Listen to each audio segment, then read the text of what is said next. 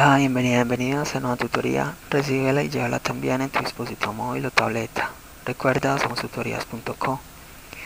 Comillas. No a la educación retrógrada. Las fotocopias son solo un negocio. Comillas. Como se observa en la figura, el ejercicio planteado consiste en crear un algoritmo que permita ordenar ascendentemente una matriz. Planteamos la solución en un programa de 42 líneas. En la línea 3 vemos la instrucción numeral include y Austrian. Austrian es una librería que permite ejecutar operaciones de entrada y salida de datos. En la línea 4 vemos la instrucción numeral include conio.h. Conio.h es una librería que también permite efectuar operaciones de entrada y salida de datos. Con estas instrucciones entonces lo que estamos haciendo es incluyendo las librerías. Cuando usted necesite mostrar información por pantalla, eso representará una salida de datos. Y cuando usted necesite capturar información que ingrese el usuario, eso representará una entrada de datos. Entonces, cuando usted necesite operaciones de entrada y salida de datos, va a incluir una de estas dos librerías. En la línea 6 vemos la instrucción using namespace std. Con esta instrucción estamos indicando que vamos a usar el espacio de trabajo estándar de C++. Y con esto vamos a poder programar de manera más flexible. Pero si no se incluye esta instrucción, vamos a tener que usar nuestro propio espacio de trabajo. Y por ello entonces vamos a tener que ceñirnos a la programación, a la semántica estructurada de C++.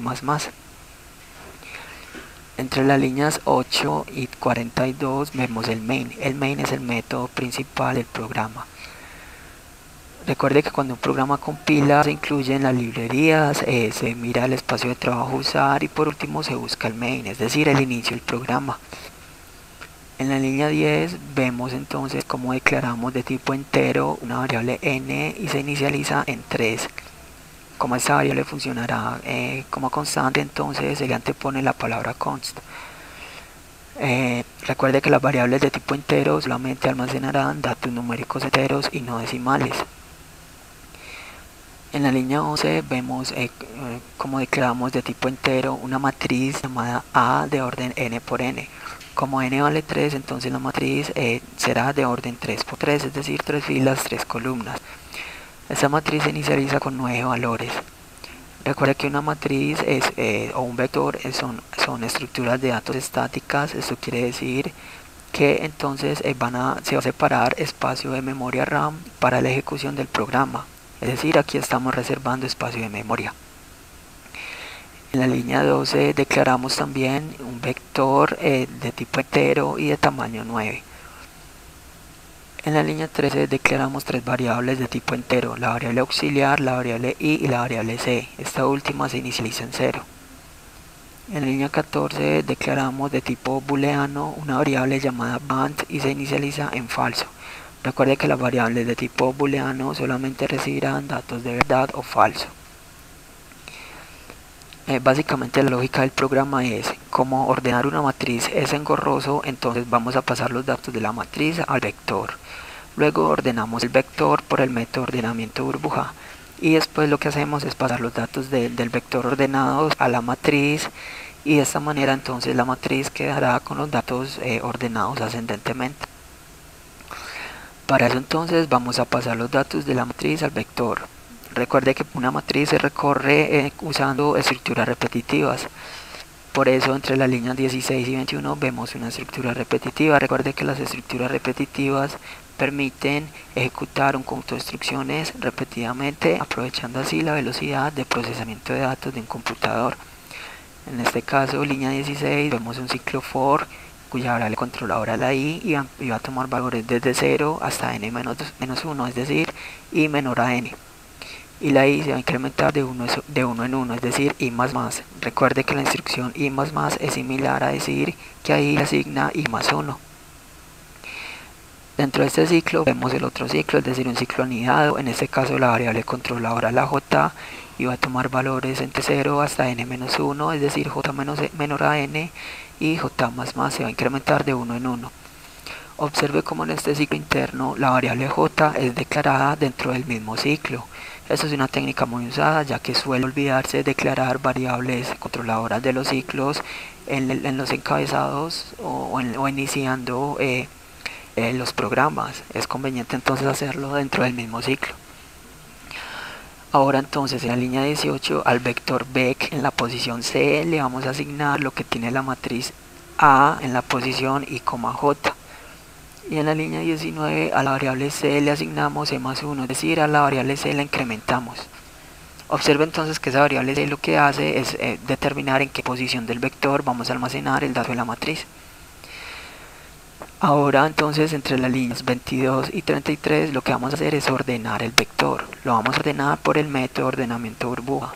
Si no ha estudiado esta tutoría, le invitamos a visitarla. La tutoría que permite ordenar un vector por el método de ordenamiento burbuja. Este método lo que hace es pasar los mayores datos a las últimas posiciones del vector. Entonces entre las líneas 22 y 33 vemos una estructura repetitiva, un ciclo while, cuya condición es mientras la bandera sea igual a falso, va a ingresar al ciclo. Entonces línea 23 a la bandera le va a asignar verdad, es decir, true. Y entre las líneas 24 y 32 vemos otro ciclo, en este caso un ciclo for, cuya variable controladora es la i, que va a empezar en 0, va a ir hasta 7, es decir, i menor a 8, y la i se va a incrementar de 1 en 1, es decir, i más más. Entre este ciclo vemos una sentencia condicional. Recuerde que las sentencias condicionales permiten tomar dos o más caminos alternativos en un programa. En este caso, línea 26, si lo que tiene el vector Beck en la posición i es mayor que lo que tiene el vector Beck en la posición i más 1, entonces, en caso de ser cierto, intercambiamos los datos. Por eso en la línea 27 a una variable auxiliar le va a asignar lo que tiene el vector Beck en la posición i. En la línea 28 al vector Beck en la posición i le va a asignar lo que tiene el vector Beck en la posición i más 1. Línea 29 al vector Beck en la posición i más 1 le va a asignar auxiliar. Y en la línea 30 a la variable band le va a asignar falso. Aquí lo que se hizo fue un intercambio de datos.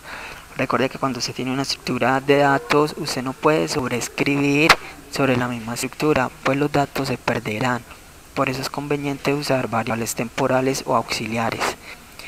Entonces la variable auxiliar se va a encargar de capturar un dato del vector, luego sobreescribe sobre esa posición y luego se retorna el valor que se usó en la variable auxiliar o temporal.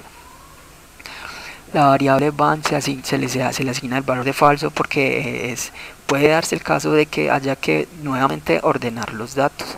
¿Por qué? Porque se encontró un valor que es mayor a otro. Entonces hay nuevamente que repasar el vector. Al ordenar los datos entonces solamente resta por pasar los datos del vector a la matriz, y de esta manera la matriz tendrá entonces al final los datos ordenados ascendentemente.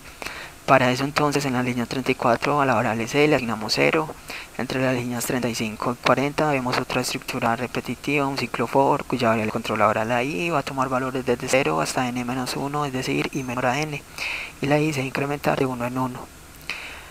Luego el ciclo interno cuya variable controladora es la j va a tomar valores entre 0 y n-1, es decir, j menor a n, y la j se va a incrementar de 1 en 1. Y en la línea 37 vemos entonces como a la matriz A en la posición IJ le va a asignar lo que tiene el vector Beck en la posición C. Y en la línea 38 incrementamos el valor de la variable C, es decir, a C le asigna C más 1. Observa entonces que estamos pasando los datos del vector a la matriz ya ordenados. Por último, en la línea 41 vemos el método --get. Este método lo que hace es esperar un ingreso de carácter de teclado.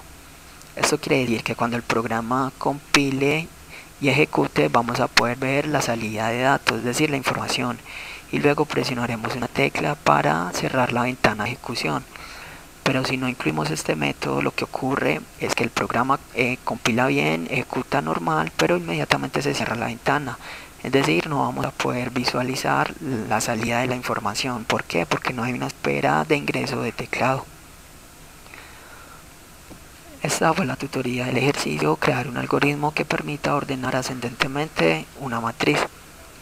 Repasa la teoría, resuelve nuestro test y practica un algoritmo en el tablero. Si esto te gustó o no, te invitamos a discutirlo y a valorar la experiencia de esta tutoría. Recuerda, somos tutorías.co, trinamos como @tutorías, posteamos en Facebook y Google Plus como Tutorías Colombia. Pregúntanos, contáctanos, haz parte de nuestra plataforma.